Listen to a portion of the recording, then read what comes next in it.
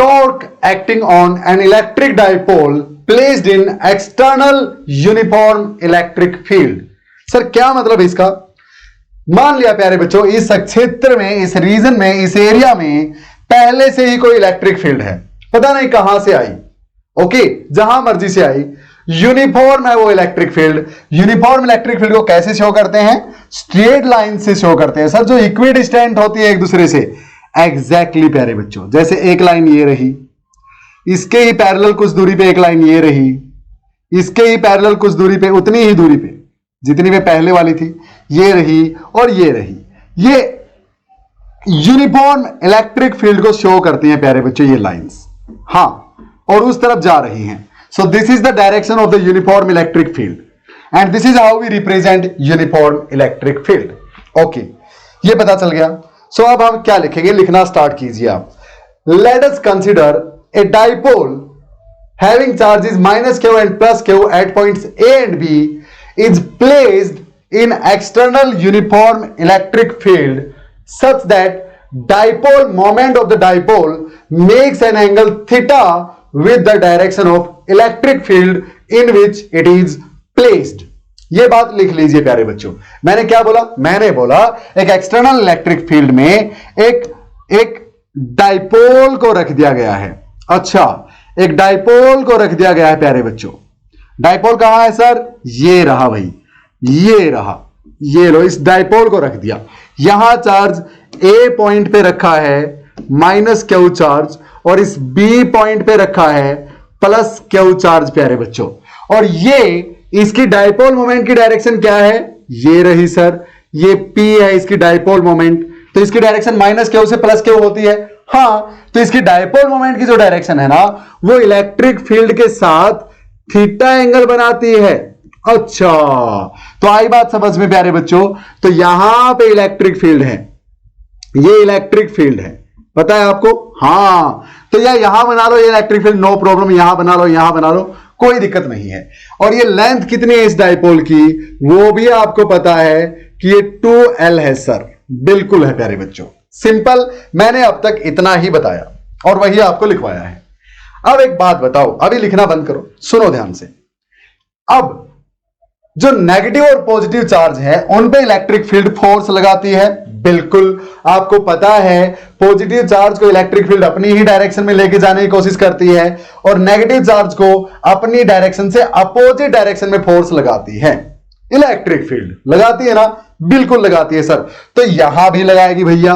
तो इस पे प्लस क्यू चार्ज पे फोर्स लगेगा, तो लिखो as we know electric field apply force on positive charge in its own direction and on negative charge in the direction opposite to its own direction। Electric field negative charge पे खुद की direction से उल्टी direction में force लगाती है। अब force कितना लगाती है इलेक्ट्रिक फील्ड? हमें पता है that is equal to q into E प्यारे बच्चों। हां, अब इस तरफ वाले फोर्स को हमने पॉजिटिव लिया है, तो इस तरफ फोर्स जो लगेगा वो भी तो क्यू ई होगा। हां, लेकिन अपोजिट डायरेक्शन में है तो इसको माइनस क्यू ई ले लेंगे प्यारे बच्चों। क्लियर है मेरी बात? हां, माइनस क्यों? क्योंकि अगर यहां पे वेक्टर लगाओगे, यहां पे वेक्टर लगाओगे तो प्लस लगाओगे। क्यों? क्योंकि फोर्स और इलेक्ट्रिक फील्ड सेम डायरेक्शन में है। लेकिन यहां वेक्टर लगाओगे, यहां वेक्टर लगाओगे तो यहां माइनस लगाना पड़ेगा। क्यों? क्योंकि फोर्स उस तरफ है चार्ज पे, इलेक्ट्रिक फील्ड इस तरफ है, और नेगेटिव चार्ज पे इलेक्ट्रिक फील्ड अपोजिट डायरेक्शन में फोर्स लगाती है। तो एक बात बताओ, ये डाइपोल को हमने एक सिस्टम माना है, एक सिस्टम का हिस्सा है दोनों चार्जेस, तो इस सिस्टम पे टोटल फोर्स कितना है? लिखो भैया टोटल फोर्स। तो आपने क्या लिखा? The force on positive charge will be equal to plus q E in the direction of electric field and force on the negative charge will be minus q E in the direction opposite to the electric field. Okay, लिखा। So total force on dipole will be equal to plus q E minus q E that is equal to 0 प्यारे बच्चों। ये लिखा total force on the dipole. हां sir ठीक है। अब सुनो, टोटल फोर्स 0 है, यानी डाइपोल आगे पीछे तो कहीं जाएगा नहीं, यानी लीनियरली तो चलने से रहा। हां, अब एक बात और बताओ मुझे, अगर ये पेन मैंने ऐसे रखा प्यारे बच्चों, ये पेन ऐसे रखा है, इस पेन के इस पॉइंट पे मैं ऐसे फोर्स लगाऊं इस तरफ और इस पॉइंट पे ऐसे फोर्स लगाऊं इस तरफ, तो ओवरऑल ये सीधा होने लगेगा। हां, यानी ये रोटेट करने लगेगा प्यारे बच्चों, बिल्कुल। यानी इसमें टॉर्क आएगा, वो फोर्सेस जो बॉडी को लीनियरली आगे पीछे चलाने की बजाय घुमाने लग जाए बॉडी को, हम बोलते हैं टॉर्क प्रोड्यूस हो रहा है बॉडी पे। पता है आपको इस बात का? क्लियर? और टॉर्क कब प्रोड्यूस होता है? जब कपल ऑफ फोर्सेस काम करता है। कपल यानी दो, पता है ना आपको? तो ये कपल हो गया प्यारे बच्चों, कपल ऑफ फोर्सेस। अब कपल ऑफ फोर्सेस कब बनता है? सुनो, अगर ये बॉडी बिल्कुल सीधी होती और ये फोर्स इस तरफ खींच रहा है, ये फोर्स इस तरफ, तो क्या बॉडी चलेगी ओवरऑल? ना ना ना ना, नहीं चलेगी सर, यही के यही रहेगी। खींच लिया, ना ना ना, ना घूम रही ना चल रही, क्योंकि दोनों फोर्सेस का लाइन ऑफ एक्शन सेम है प्यारे बच्चों। सेम लाइन पे दोनों फोर्सेस काम कर रहे हैं, सेम लाइन पे। लेकिन जब ये ऐसे रखा है तो इस फोर्स की लाइन ऑफ एक्शन ये है, इस फोर्स की लाइन ऑफ एक्शन ये है, एक की लाइन ऑफ एक्शन ये उस तरफ और एक की लाइन ऑफ एक्शन ये। तो प्यारे बच्चों, जब एक ही बॉडी पे दो इक्वल एंड अपोजिट फोर्सेस अलग अलग लाइन ऑफ एक्शन पे काम करते हैं, तो उन फोर्सेस को हम बोलते हैं कपल फोर्स काम कर रहे हैं, और वो फोर्सेस बॉडी को चलाने की बजाय घुमाने लगते हैं और बॉडी में टॉर्क प्रोड्यूस होता है। तो आप क्या लिखेंगे यहां पे? As we can see both the forces acting on both the charges are acting upon different line of action and both are equal and opposite to each other, hence they will form a couple force, hence the body will feel a torque। Body क्या feel करेगी प्यारे बच्चों? Torque feel करेगी। हुआ clear? क्या मेरी बात भेजे में घुस गई होगी यार, इतनी मुश्किल तो थी भी नहीं। तो अब हमें वो टॉर्क फाइंड आउट करना है, यही अपना हेडिंग है प्यारे बच्चों। आया समझ में सब कुछ? तो टोटल फोर्स एक डाइपोल जो कि एक्सटर्नल इलेक्ट्रिक फील्ड में रखा है, इलेक्ट्रिक फील्ड यूनिफॉर्म है, यानी जितनी वैल्यू यहां पे इलेक्ट्रिक फील्ड की उतनी ही यहां पे, उतनी ही यहां सब समझ में आपको आ गया होगा यूनिफॉर्म इलेक्ट्रिक फील्ड के बारे में। चलो भैया, तो टॉर्क फाइंड करो। Hence so torque, as we know that torque और टाउ से शो करते हैं ना, टाउ जी, TAU, tau will be equal to, क्या होता है भैया? ईदर ऑफ द फोर्सेज, दो में से कोई भी एक फोर्स, अच्छा, multiplied with the perpendicular distance between the forces, perpendicular distance between the forces. Okay, तो फोर्स कोई भी एक ले लो, उसका मैग्नीट्यूड ही लेना आपको, वो Q इंटू E है। अच्छा, इंटू में परपेंडिकुलर डिस्टेंस दोनों के बीच, इसके और इसके बीच परपेंडिकुलर डिस्टेंस ये है प्यारे बच्चों, ये वाली है। इसको मैंने A नाम दिया था, इसको B। Let us say this is the point C। Okay, हाँ, सो हम क्या बोलेंगे? Draw a perpendicular from point B to C, this will be the perpendicular distance between both the forces. तो यहां पे मल्टीप्लाइड विद BC का आप लोग कुछ और ही मतलब निकालते हैं आजकल, प्लीज वो मत निकालना यहां पे भैया। So tau will be equal to, क्या हो ऐसे कैसा, E की वैल्यू क्या होगी सर? और E की वैल्यू निकालनी ही नहीं भैया, ऐसे का ऐसा रख लो यार। अच्छा, जिसका नहीं पता उसको ऐसे का ऐसा रख लिया करो। अब निकालने मत लग जाना कि इसके कारण इलेक्ट्रिक फील्ड क्या होती है। अरे पॉइंट भी तो चाहिए इलेक्ट्रिक फील्ड निकालने के लिए, कोई पॉइंट की बात ही नहीं हो रही। कहां पे निकालनी ही क्यों है? टॉर्क निकालना है, इलेक्ट्रिक फील्ड की टर्म में निकाल देंगे। इंटू में BC की वैल्यू कितनी है भाई? BC ये थीटा है अपने पास। हाँ, हमें पता है perpendicular by hypotenuse sine theta होता है। हाँ, तो क्या लिखेंगे? वी नो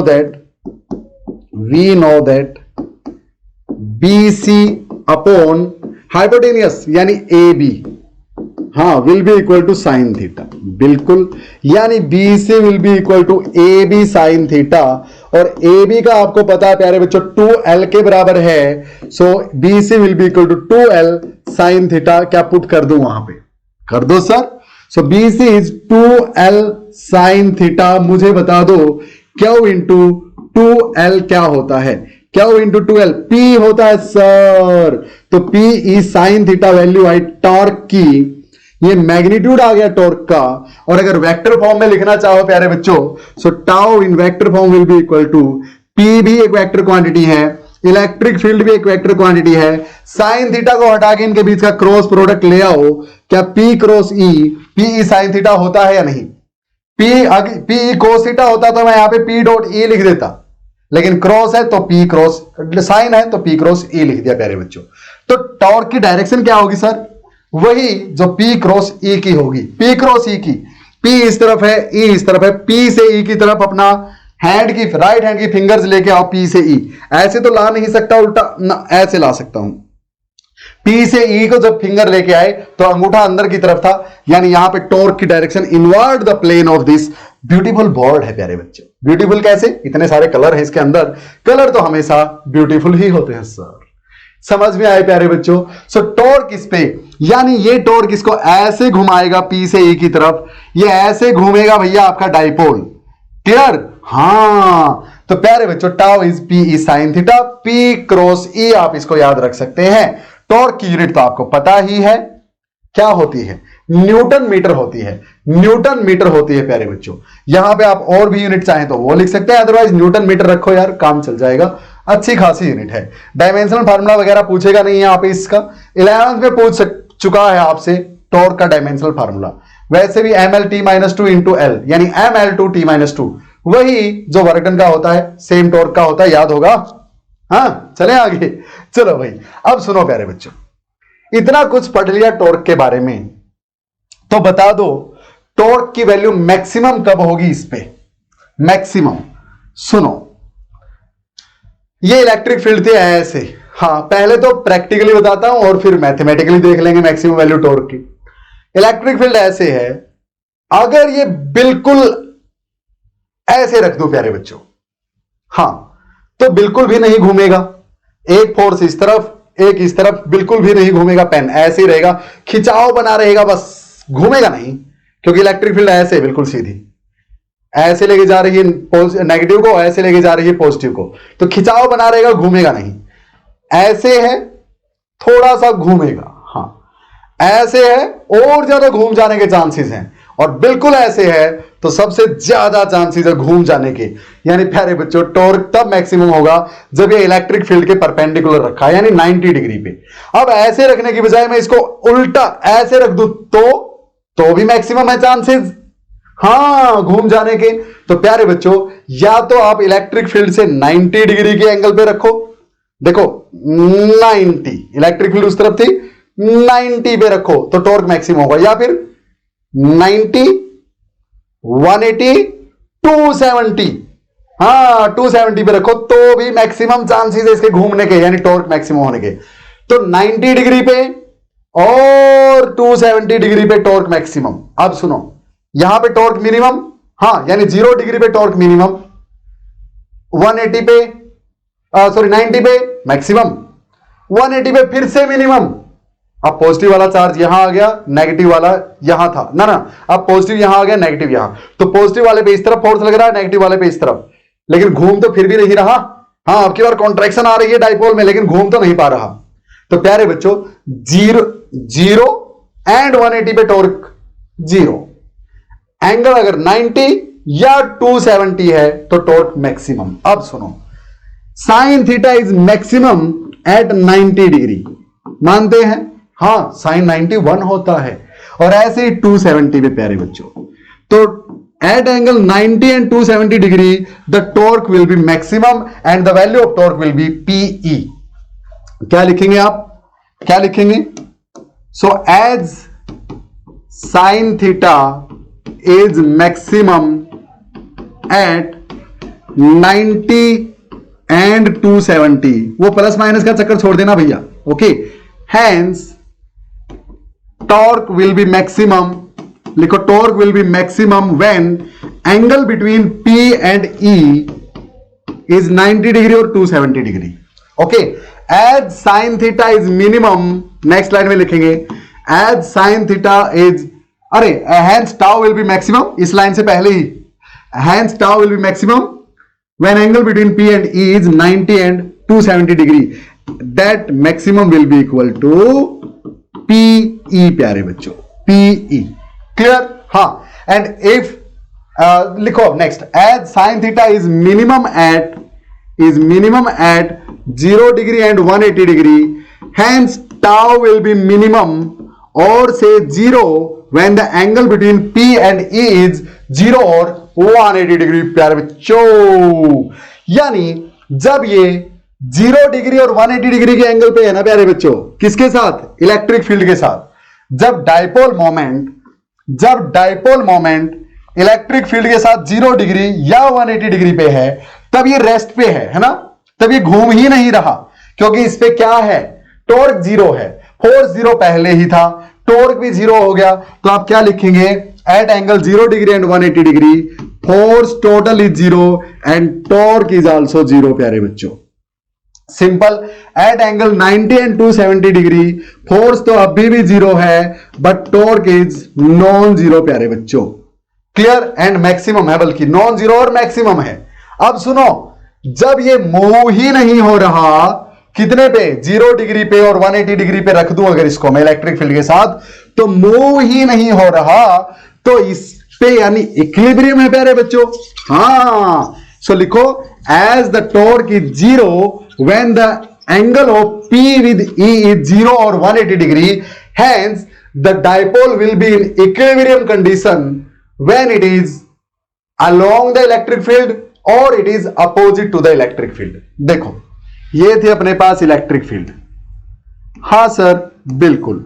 इसके अंदर मैंने, अच्छा ये थी इलेक्ट्रिक फील्ड प्यारे बच्चों, उस तरफ इलेक्ट्रिक फील्ड। इसके अंदर मैंने डाइपोल को रख दिया, रख दूं ये अंदर, अच्छा सा डाइपोल ग्रीन ले लूं, ये रख दिया प्यारे बच्चों। ये माइनस क्यू और ये प्लस क्यू, इस तरफ इसकी डाइपोल मोमेंट है, ठीक है। हाँ, so when theta between P and E is 0 degree, हाँ, the dipole will be in equilibrium। लिखा, the dipole will be in equilibrium। अब प्यारे बच्चों, ये इक्विलिब्रियम स्टेबल है या अनस्टेबल? सर वो क्या होता है? इंपॉर्टेंट क्वेश्चन है, एग्जाम में पूछता है। सुनो भाई, अगर मैं एक डाइपोल को रखे हुए हूं प्यारे बच्चों ऐसे, ये नेगेटिव ये पॉजिटिव, हाँ, और ये रेस्ट पे है, बिल्कुल है, इक्विलिब्रियम में है, बिल्कुल है। अगर मैं इसको थोड़ा सा डिस्टर्ब कर दूं, यानी ऐसे की बजाय ऐसे रख दूं, ऐसे रख दूं अगर इसको, ये माइनस क्यू ये प्लस क्यू, और एक बार डिस्टर्ब करके और छोड़ दूं, अगर डिस्टर्ब करके छोड़ने पे वापस वहीं आ जाता है इक्विलिब्रियम में, तो इसका इक्विलिब्रियम स्टेबल था प्यारे बच्चों। तो देखें क्या वापस आएगा? ये देखो मैंने डिस्टर्ब कर दिया, तो जैसे ही मैंने यहां लाके छोड़ा इसको, ये फोर्स इस तरफ है, ये फोर्स इस तरफ है, और ये वापस ऐसे आ जाएगा। Hence, when the angle between P and E is 0 degree, dipole is in equilibrium and that equilibrium is stable equilibrium प्यारे बच्चों। Simple। Next thing लिखो, if the angle between dipole and the electric field, if the angle between dipole moment and the electric field is 180 degree, अगर दोनों के बीच angle 180 degree है प्यारे बच्चों, यानी डाइपोल मोमेंट इलेक्ट्रिक फील्ड के बिल्कुल उल्टी तरफ है। देखना कैसे? उल्टी तरफ, इलेक्ट्रिक फील्ड उस तरफ, डाइपोल मोमेंट उस तरफ। हाँ, तो डाइपोल मोमेंट की डायरेक्शन इस तरफ है प्यारे बच्चों, तो यानी ये माइनस क्यू और ये प्लस क्यू हुआ। हाँ, इक्विलिब्रियम में तो है, माइनस क्यू पे इलेक्ट्रिक फील्ड इस तरफ फोर्स लगाएगी, माइनस क्यू पे इलेक्ट्रिक फील्ड इस तरफ फोर्स लगाएगी, प्लस क्यू पे इस तरफ अपनी ही डायरेक्शन में लगाएगी, तो ओवरऑल 0 फोर्स हो जाएगा। दोनों इक्वल एंड अपोजिट है, सेम लाइन ऑफ एक्शन है, तो ना घूमेगा ना चलेगा, यही रुका रहेगा। इक्विलिब्रियम तो है जब एंगल कितनी है? 180 डिग्री, P उस तरफ E उस तरफ, तो एंगल 180 डिग्री। लेकिन इक्विलिब्रियम स्टेबल है या अनस्टेबल? देखो ये ऐसे रखा हुआ है, यहां नेगेटिव यहां पॉजिटिव। मैं इसको डिस्टर्ब कर देता हूं, थोड़ा सा ऐसे ले आता हूं, डाइपोल को ऐसे ले आता हूं प्यारे बच्चों, तो ये माइनस क्यू ये प्लस क्यू, इलेक्ट्रिक फील्ड इसको नेगेटिव को इस तरफ धकेलेगी, पॉजिटिव को इस तरफ धकेलेगी अपनी ही डायरेक्शन में। तो जैसे ही मैंने इसको डिस्टर्ब किया, ये उस तरफ चलना स्टार्ट, तो वापस नहीं आया, अपने वापस ओरिजिनल पोजीशन पे नहीं आया डिस्टर्ब करने के बाद। Hence, when the angle between P and E is 180 degree, the dipole is in equilibrium but in unstable equilibrium। कौन से इक्विलिब्रियम में है प्यारे बच्चों? अनस्टेबल इक्विलिब्रियम में है। क्या मेरी बात भेजे में घुसी? क्या मेरी बात सबको क्लियर हुई या नहीं हुई प्यारे बच्चों? I hope it is quite clear. क्या मैक्सिमम और मिनिमम वैल्यूज और इक्विलिब्रियम, स्टेबल और अनस्टेबल इक्विलिब्रियम पता चला इन सब के बारे में? I hope everything is going good. क्या पता चला प्यारे बच्चों? क्लियर? अब सुनो अगली बात। अब अगर मैं इसी डाइपोल को नॉन यूनिफॉर्म इलेक्ट्रिक फील्ड में रख दूं तो क्या होगा?